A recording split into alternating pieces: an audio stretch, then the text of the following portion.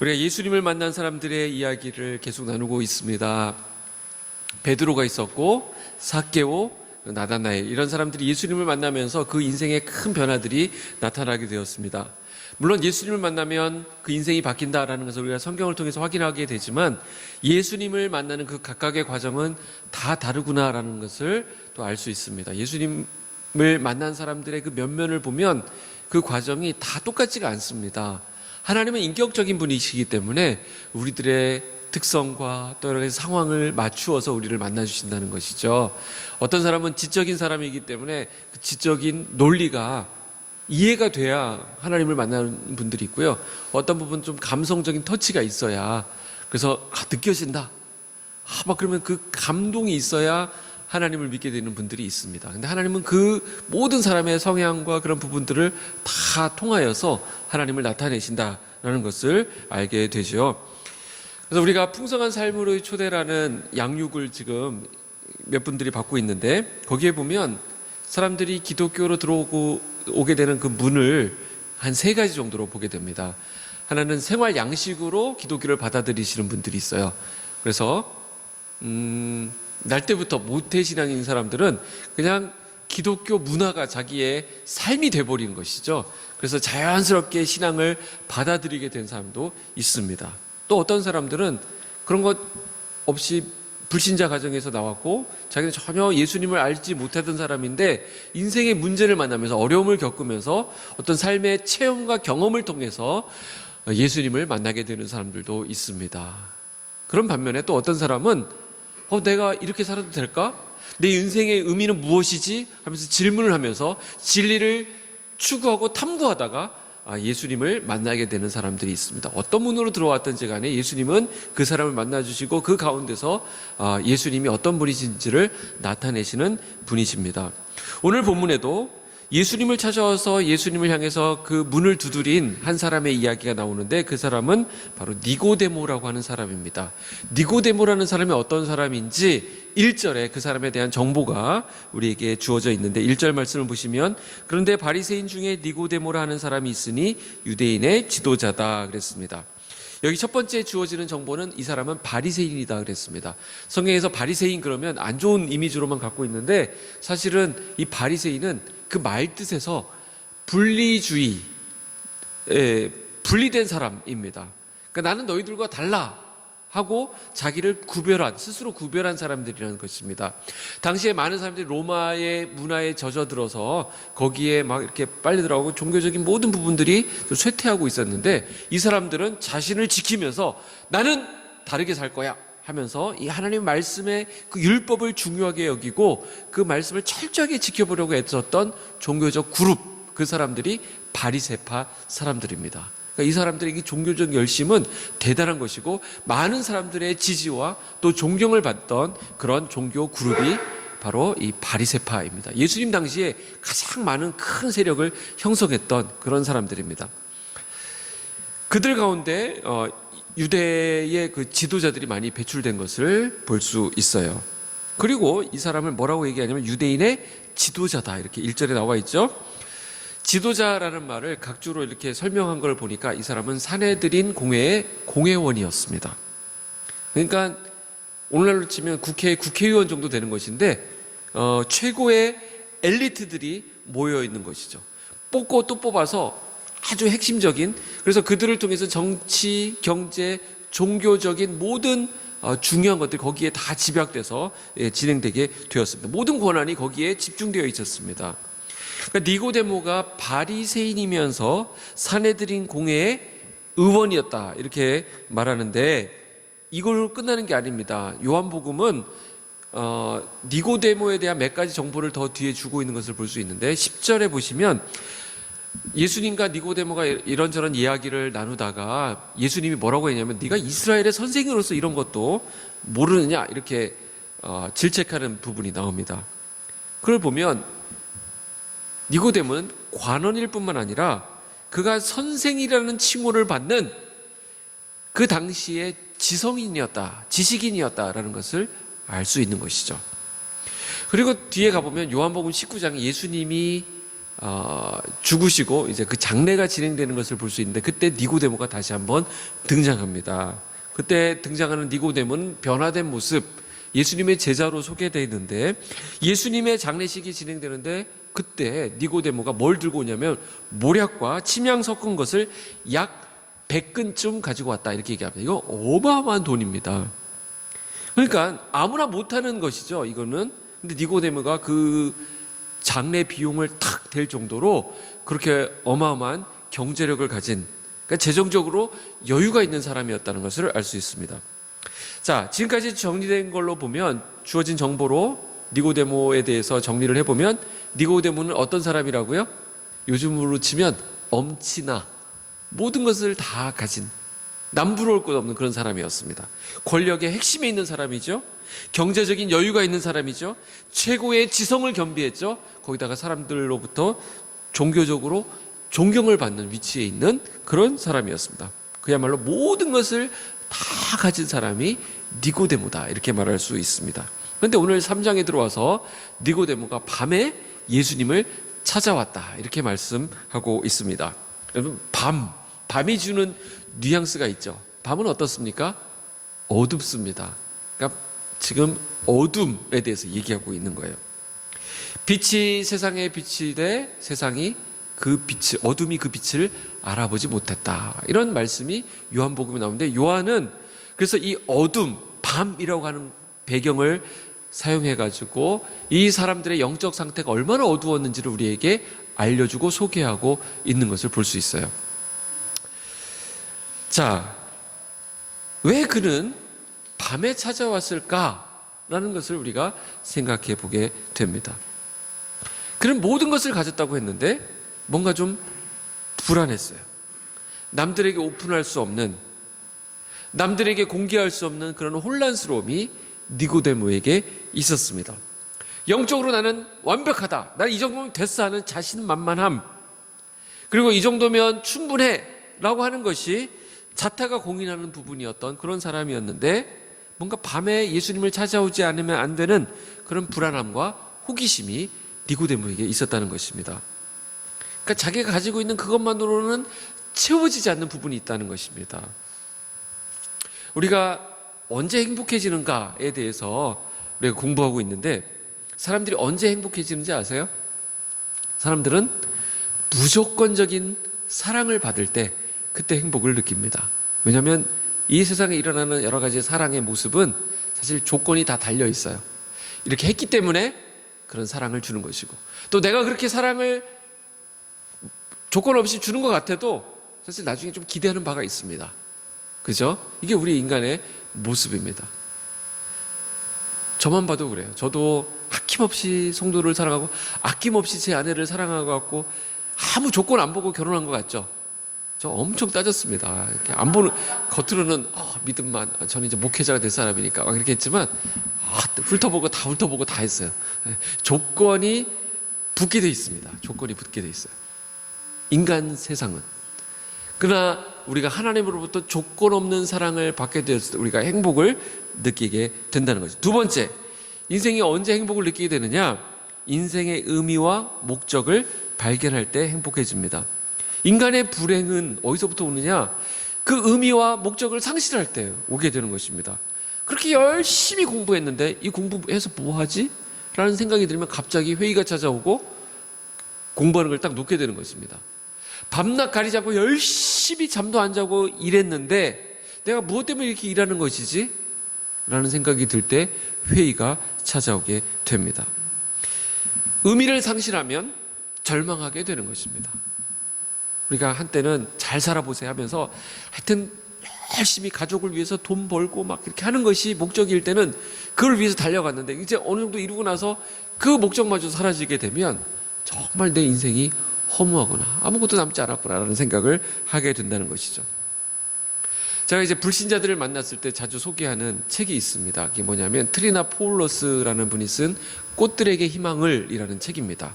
거기에 보면 어떤 애벌레 이야기가 나오는데 애벌레가 막 애벌레들이 막 어딘가 올라가는 거예요. 계속 올라가는 걸 보면서 자기도 거기에 막 올라갑니다. 목적도 모르고 남들이 올라가니까 올라가는 거예요. 막 올라가다 보니까 거기에 올라가려면 누군가를 밟아야, 다른 애벌레를 밟아야만 자기가 올라가는 거예요. 그래서 막 밟고 하면서 막 해서 어느 정도 막 올라갔습니다. 거의 정상에 다 왔다고 생각하니 이제 조금만 더 밟으면 되는 거예요. 근데 거기가 굉장히 치열해요, 그 부분이. 근데 저 위에서 소리를 하나 듣게 됩니다. 뭐라고 하냐면, 야, 여기 아무것도 없네? 이런 얘기를 합니다. 그러니까 옆에서 누가 막 그래, 조용히 해! 여기는 저 밑에 있는 애벌레들이 그렇게 올라오고 싶어하는 바로 그 정상이야, 꼭대기야, 이렇게 얘기를 합니다. 그 얘기를 듣고 이 줄무늬 애벌레가 충격에 빠집니다. 그러고 나서 올라가느라 정신없어서 딴 데를 못 봤는데 주위를 둘러보니까 이런 올라가려고 발버둥치는 애벌레들이 쌓아놓은 애벌레 기둥이 자기가 있는 곳만 있는 거 아니라 여기저기에 막 수십 개지가 엄청나게 많이 애벌레 기둥이 있는 거예요. 그 모든 애벌레들이 거기 왜 올라가야 되는지도 모르고 그냥 막 밟고 올라가는 거예요. 나중에 이제 거기서 내려와서 이 애벌레가, 줄무늬 애벌레가 나비가 됩니다. 나비가 돼서 보니까 그 올라가려고 하는 거기를 그냥 지나쳐서 유유히 날아다니고 이렇게 되는 것이죠. 사실 오늘 이 니고데모는 자기 인생의 문제에 대해서 진지하게 고민했던 사람입니다. 모든 것을 다 가진 것 같고 아무 문제가 없는 것처럼 보이지만 왠지 모르는 공허함, 불안감, 이게 있었던 것이죠. 이걸 들고 예수님께로 나왔다는 것입니다. 도대체 예수라는 분은 어떤 분이실까? 많은 병자를 고치고 귀신을 쫓아내고 좋은 말씀을 하시는 것은 알겠는데 그걸 뒤에서 바라보고 있었어요. 소문을 들었습니다. 여러 가지 지적 호기심이 발동했던 것이죠. 근데 그 예수님에 대해서 알아보면 알아볼수록 지금까지 니고데모가 믿어왔던 율법의 가치, 자기 인생의 가치를 송두리째 흔들어 놓는 분이 바로 예수님이었어요.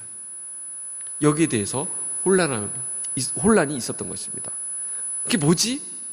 근데 이런 시작이 아주 바람직한 것이다 라고 말씀드릴 수 있는 거예요. 왜냐하면 우리의 신앙이라고 하는 것은 애당초 의심과 혼란과 극도의 호기심의 과정에서 시작하는 것이기 때문에 그래요. 처음부터 그냥 덮어놓고 믿는 것이 되지 않습니다. 그렇게 되는 분도 있어요. 하나님의 놀라우신 은혜로 처음부터 교회 오자마자 그냥 말씀이 쫙쫙 빨려 들어오고 그냥 하나님의 은혜가 막 느껴지고 막 그런 분들도 있지만 대부분이 그렇게 쉽게 되지 않습니다. 저도 그랬어요. 저도 오랜 과정 이렇게 하나님한테 질문하고 또 침체에 빠지고 고민하고 생각하고 이런 시간들이 필요했거든요.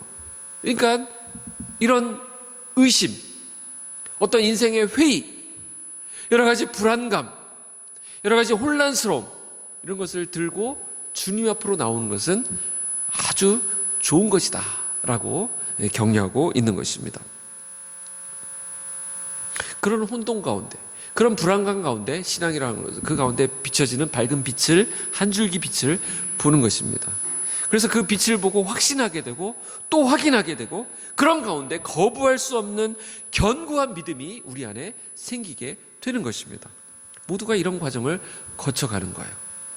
여러분 비송관교회 등록하셔가지고 새로 신앙생활 시작했다고 해서 그때부터 양탕자가 깔린 그냥 비단길을 걸어가는 것이 아닙니다. 또 여러 가지 상황을 만나기도 하고 또 하나님 앞에서 씨름해야 되는 문제들이 생기고 그러면서 우리가 함께 가는 거예요. 그래서 여러분들 안에 이 공동체가 필요한 거예요. 혼자 가면 절대 그게 안 됩니다. 근데 내가 넘어질 때 옆에서 붙잡아 주는 사람이 있는 것이고 이렇게 말씀을 같이 나누고 같이 고민하는 공동체가 있기 때문에 여러분들이 안전하게 계속 이 믿음의 여정을 걸어갈 수 있게 되는 것입니다. 이 호기심과 영적인 갈등을 느꼈던 니고데모는 나중에 19장에 가서 예수님을 제대로 이해하게 됩니다. 그래서 예수님의 장래에 나타나서 거기에 엄청난 비용을 되는 것을 볼 수 있어요. 이 과정이 중요하다는 것이죠. 이게 한순간에 되는 것이 아닙니다.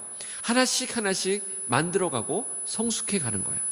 여러분들이 오늘 이 예배를 통해서도 한 걸음 더 함께 나아가고 성장하고 나아간다는 것을 믿으시기 바라요. 니고데모가 바로 그런 마음을 가지고 오늘 예수님께 나왔습니다.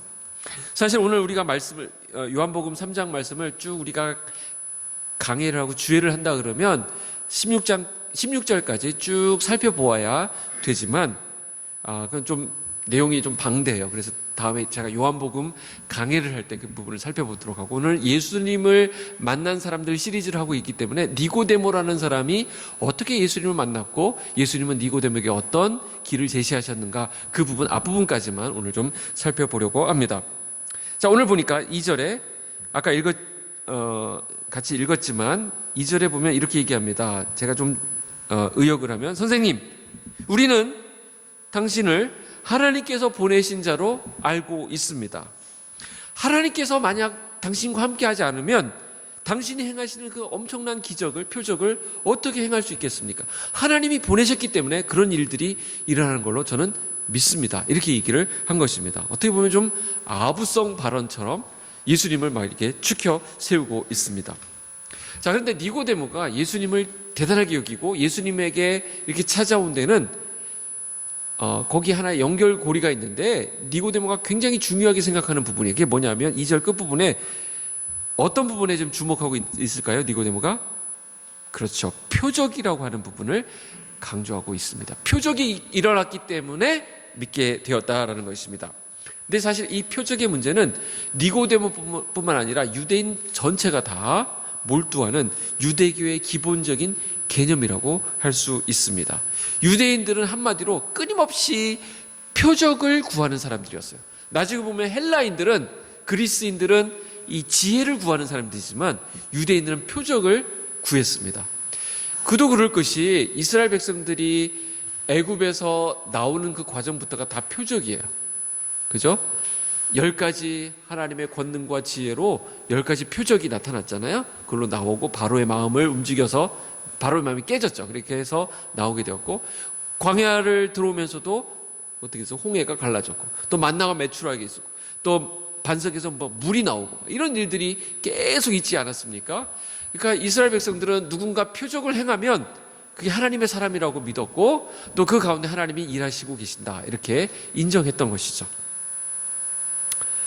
그래서 나중에 보면 유대인들에게 이 표적이 얼마나 익숙한 부분이냐면, 예수님이 막 귀한 말씀을 하시고 막 인기를 얻어가시고 그러니까 율법 학자들과 이 바리새파 사람들이 예수님께 와서 노골적으로 요구를 합니다. 선생님, 우리에게 표적을 보여주십시오. 그럼 우리가 믿겠습니다. 이렇게 얘기를 합니다. 자, 이건 우리도 마찬가지예요. 표적을 보면 믿을 것 같다라는 분들이 있습니다. 자, 사람들이 이 표적을 요구하는 데는 이유가 있는데 한 2가지 정도 우리 생각해 볼 수 있습니다. 하나는, 사람들이 왜 표적을 요구하느냐? 하나는 하나님을 가시적으로 확인하고 싶어서 그런 거예요. 눈으로 보고 믿겠다는 것입니다. 우리가 일반적으로 참된 것을 확인하는 방법을 우리가 보고 듣고 느끼는 이 감각으로 우리가 인정하기 때문에 그런 거예요. 그래서 하나님도 역시 이런 방법을 우리가 하나님을 보고 듣고 느끼고 한 이 부분을 통해서 하나님을 확인하겠다는 입장입니다. 근데 이게 굉장히 위험한 입장이에요. 왜냐하면 눈으로 본 것만 믿겠다고 하는 것은 왜 어려운 부분이냐면, 이 세상에는 눈으로 볼 수 없지만 존재하는 것들이 굉장히 많습니다. 그러니까 내가 눈으로 안 본 것은 없는 걸로 치겠다 하게 되면 곤란해집니다. 공기, 눈으로 보이시나요? 공기. 눈으로 보이세요? 안 보이세요? 안 보이죠. 그런데 공기는 존재하죠. 공기가 있다는 걸 우리가 알고 있습니다. 공기를 우리가 마시면서 우리가 살기 때문에. 그러니까 눈으로 안 보인다고 없다고 하면 안 되는 것이죠.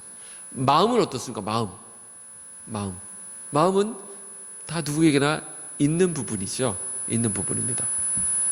근데 마음이 눈으로 안 보인다고 해서 없다고 하면 안 되는 것처럼.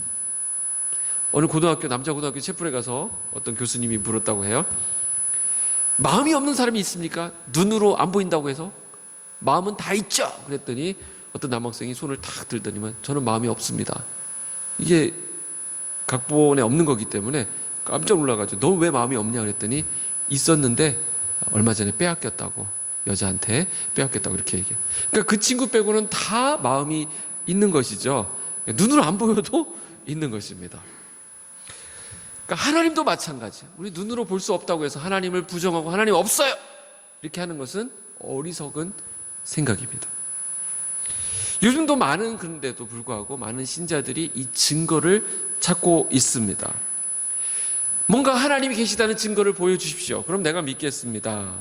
이런 신앙의 태도가 근본적으로 뭐 잘못되었다 이렇게 말할 수는 없지만 그게 바람직한 태도는 아닙니다.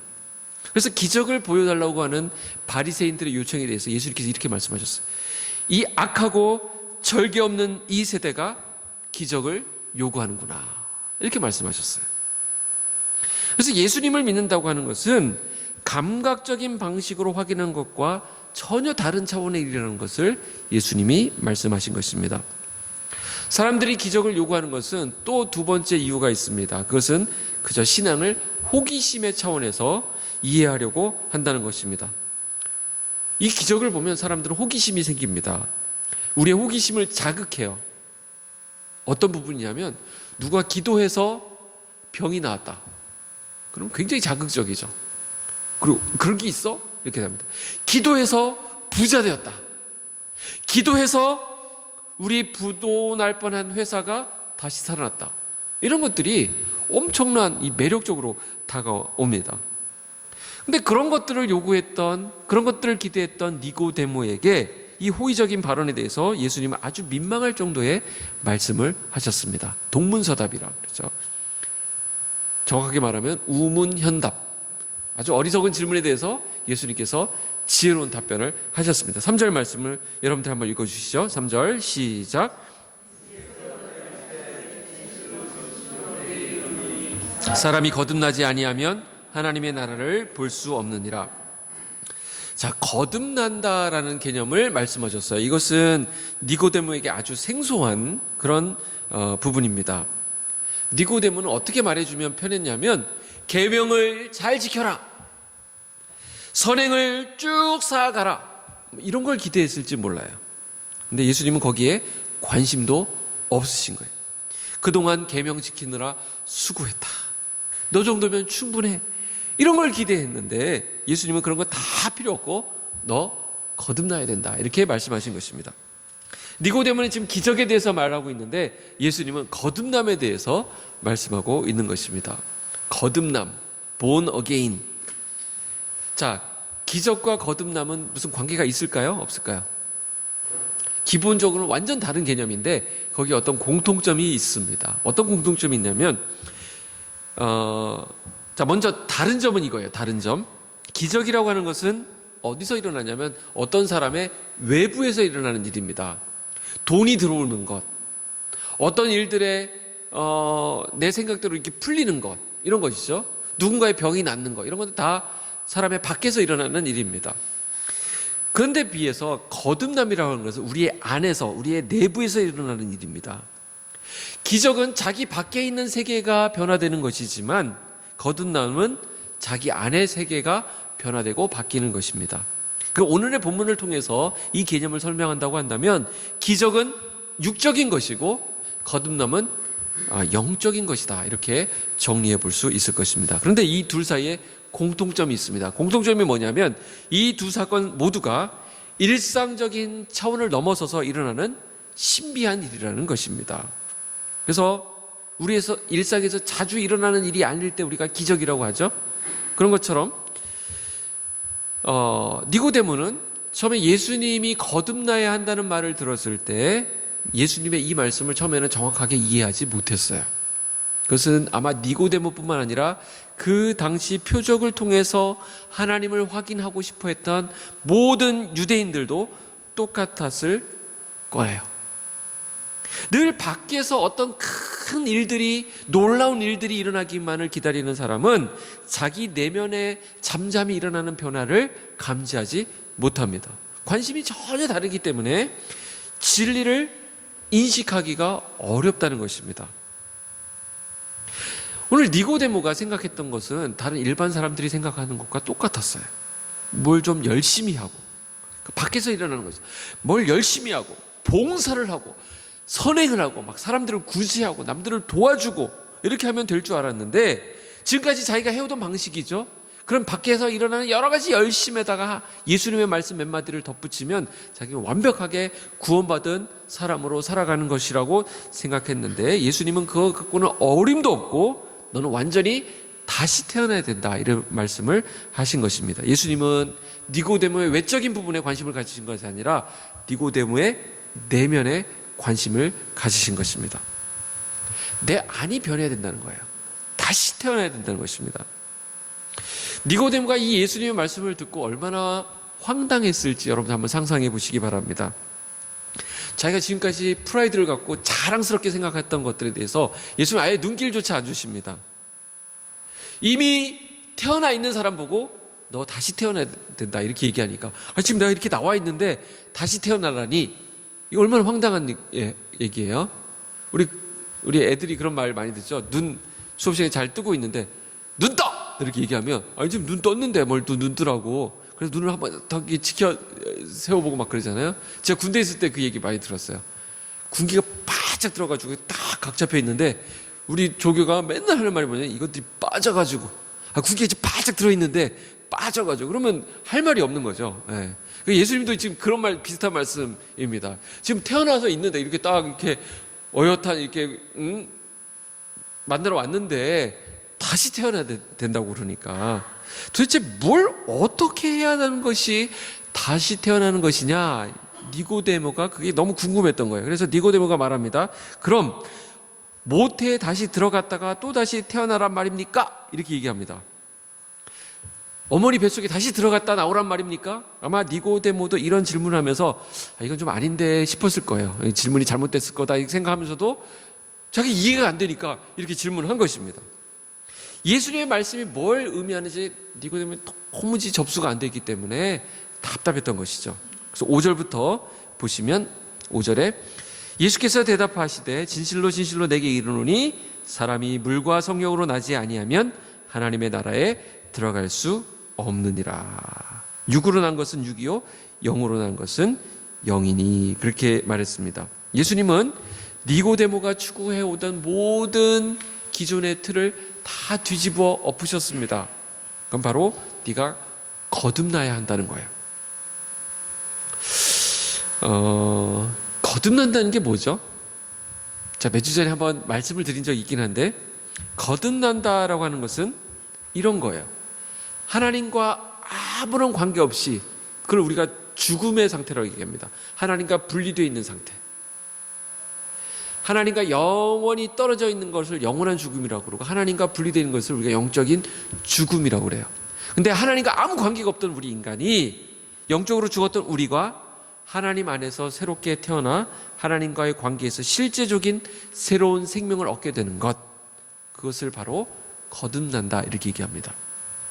하나님의 사랑을 그래서 받아 누리고 우리를 사랑하시는 하나님과의 새로운 관계가 시작되는 것, 그분과 교제하게 되는 것, 그분과 함께 호흡할 수 있는 것, 그분과 동행하게 되는 것, 이것이 거듭난 사람들이 누리는 특권이라고 말씀을 드렸어요. 우리와 같이 한낱 미물에 불과한 정말 만물의 찌끄레기 같은 우리 인간을, 그것도 여전히 죄성을 가지고 허덕이며 살아가고 있는 우리 인간이 그 무한하시고 영원하신 하나님, 전능하신 하나님과 관계를 맺게 되었다는 것, 그분과 교제할 수 있게 되었다는 것, 이것이 신비 중에 신비라는 것이죠. 그래서 우리가 이 주님과의 교제가 시작되는 것, 예수 안에서 새 생명으로 태어나는 것, 이것을 거듭났다 이렇게 성경이 말하고 있는 것입니다. 아마 인간이 누릴 수 있는 최고의 신비가 거듭남일 것입니다. 그러면 이 신비하고도 불가능해 보이던 이 거듭남은 어떻게 가능하게 되는가? 여기에 문제가 있습니다. 어떻게 우리가 거듭날 수 있는가? 우리 인간 스스로는 거듭날 수 없다라는 것이죠. 이 거듭나다라는 단어가 위로부터 나다, 다시 태어나다라는 뜻을 가지고 있거든요. 그러니까 이것을 통해서도 알 수 있듯이 하나님께서 위로부터 우리를 거듭나게 하시기 때문에 가능하게 되는 것이 거듭남이에요. 그러니까 우리가 아무리 원한다고 해서 거듭나시는 것이 아니라 하나님께서 위로부터 우리를 거듭나게 하실 때 우리가 거듭나게 되는 것입니다. 그러니까 거듭남은 하나님께서 우리에게 주시는 놀라운 축복이라는 것이죠. 니고데모, 너 위로부터 오는 이 거듭남을 받아야 돼. 그래야 너는 되는 거야. 이 말씀을 하고 계시는 것입니다.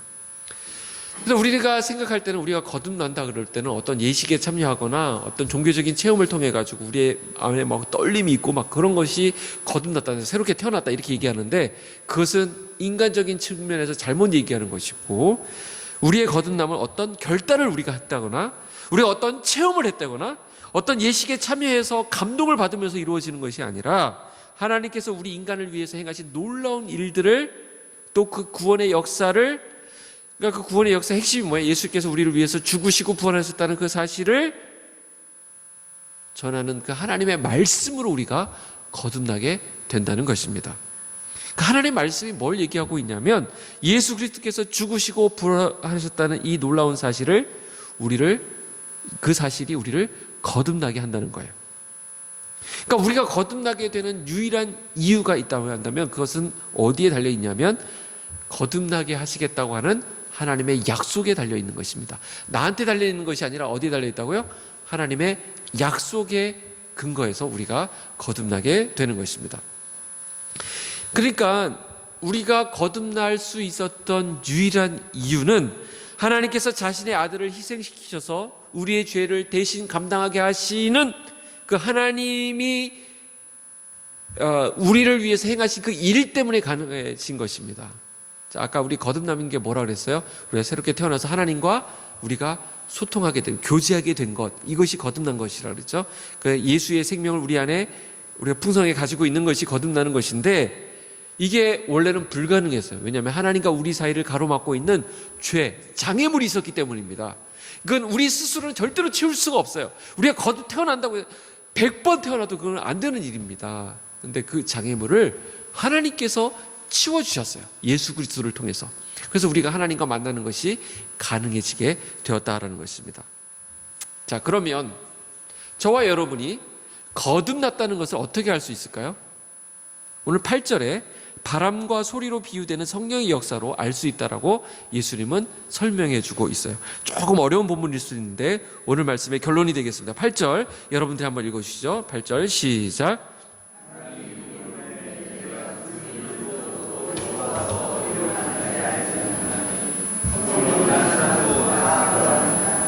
이 바람이라고 하는 것은 원어로 보니까 푸뉴마, 영, 하나님의 입김, 하나님의 숨결이라는 뜻을 가지고 있어요. 여러분, 바람을 보시면 바람이 어디서 불어서 어디로 가는지 우리는 잘 모르죠. 근데 그 소리로 알 수 있습니다. 소리가 휘 하고 지나가면 바람이 이쪽에서 이쪽으로 부는구나. 또 나뭇가지가 움직이는 걸 보면서 바람이 이렇게 불고 있구나. 이런 것을 알 수 있죠. 바람이 임의로 분다 이렇게 얘기하고 있는데, 바람이 임의로 분다는 것은 성령님의 주권적인 사역을 가리키고 있는 거예요. 그러니까 성령님은 어디에 매이지 않는 분이라는 것입니다. 사람들이 자꾸 성령님 이리 오시오 오시오 한다고 해서 성령님이 오시고, 이제 가시오 가시오 한다고 해서 가시는 분이 아니라는 거죠. 거기에 영향을 받지 않고 성령님은 바람처럼 우리 사이를 자유롭게 운행하고 다니시는 것입니다. 그래서 성령이 내 안에 임했다, 성령이 계신다라는 것은 성령이 동반하시는 그 소리로 알게 된다는 것이죠. 다시 말해서 그 열매로 알게 되는 것입니다. 성령님이 역사하신, 성령님이 지나가신, 하나님의 숨결이 지나가신 그 흔적이 남게 되는 것입니다. 언제 왔다가 언제 가셨는지 우리는 전혀 몰라요. 그러나 그분이 오시면 우리는 감각할 수 있고 알 수 있습니다. 소리가 있기 때문에. 그래서 여기 보니까 8절에 성령으로 난 사람도 다 그러하니라 이렇게 말했습니다. 성령의 사람은 그 소리가 남게 되어 있습니다. 바람처럼 지나가는데 어떤 화려한 형식이나 틀이나 종교적인 모양을 갖추고 있지 않다 하더라도, 외형을 그럴듯하게 꾸미고 있지 않다 하더라도 거기에 소리만 남아 있는데도 알 수 있습니다. 내가 뭘 막 하려 하지 않아도, 내가 그 구원을 얻기 위해서, 그 거듭남을 위해서 어떤 노력을 하지 않아도, 인간적인 노력, 그러니까 요즘으로 치면 막 교회 봉사 열심히 하고 예배 빠지지 않고 막 그냥 모든 예배에 다 참여하고 헌금 많이 하고 이런 데서 거듭남이 확인되는 것이 아니라는 것입니다. 바람이 그저 휙 하고 지나갔을 뿐인데 어느 순간 변화되어 있는 내 모습을 발견하게 됩니다. 그것이 은혜예요. 오늘 여러분들 그 바람 맞으러 오신 거예요. 바람 맞다?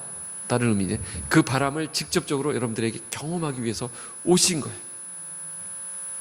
여러분들, 우리 안에 어떤 변화도 나타나지 않고 나는 이렇게 교회를 오랫동안 다니는데도 내 안에 어떤 변화가 일어나지 않는 것일까? 왜 나에게는 아무런 일도 일어나지 않는 것일까?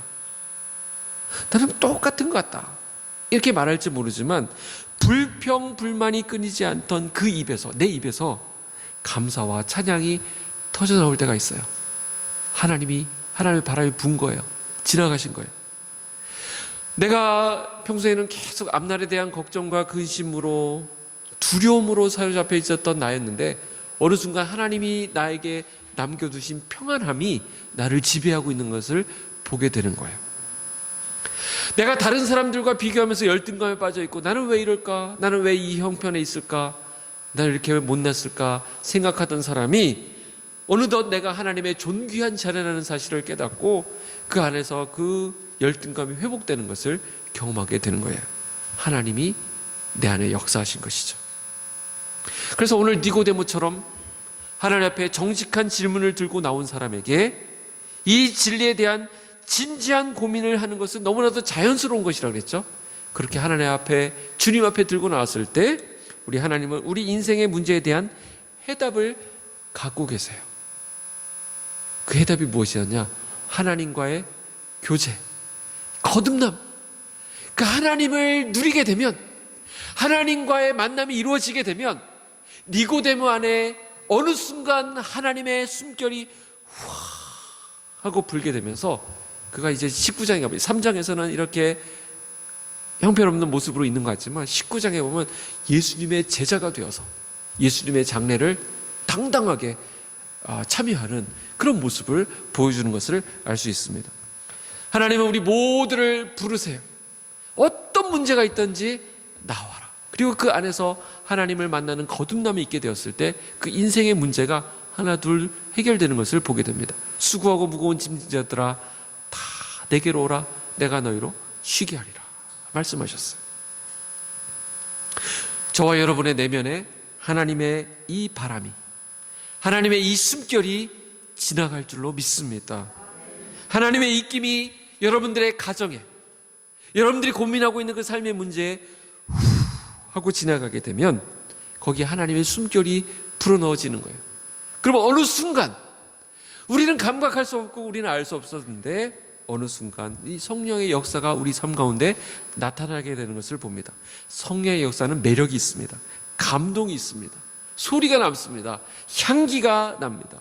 영혼을 흔드는 소리가 거기에 있는 거예요. 그리고 우리의 모습을 보면서 처음에는 아무 일도 일어나지 않는 건데 어느 순간 후 하고 지나간 자리에 우리 모습 가운데 어느 순간 우리 입술에서 찬양이 터져나오고 감사가 넘치고 평안이 우리를 지배하고 인생에 대한 의미와 목적을 가지고 당당히 걸어나가는 우리의 놀라운 모습들을 발견하게 될 것입니다. 이 은혜가 저와 여러분을 지배하는 은혜가 있기를 축복합니다. 기도하겠습니다.